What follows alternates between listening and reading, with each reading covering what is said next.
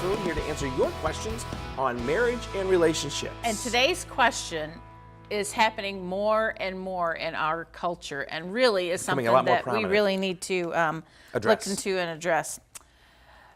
Our greatest challenge is raising our 4-year-old granddaughter because our son and the mother have substance abuse issues.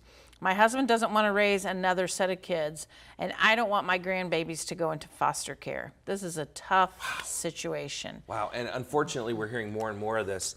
At our recent Celebrate Your Marriage conference, we did our talk was on the stages of marriage. What stage of marriage are you in?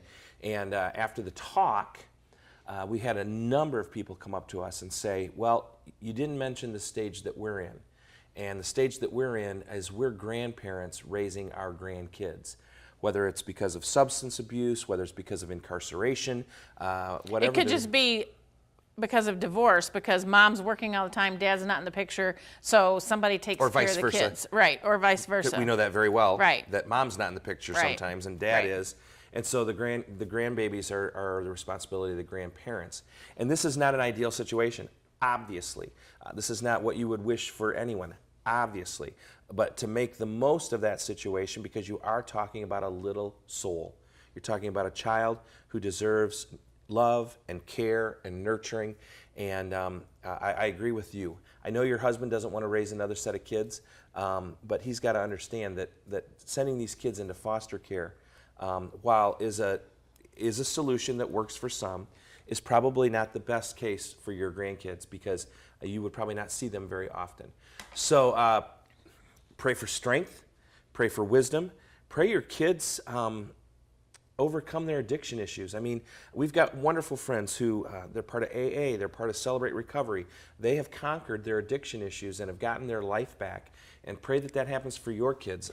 Well, and I think as a husband and wife, as the grandparents, you got to get on the same page.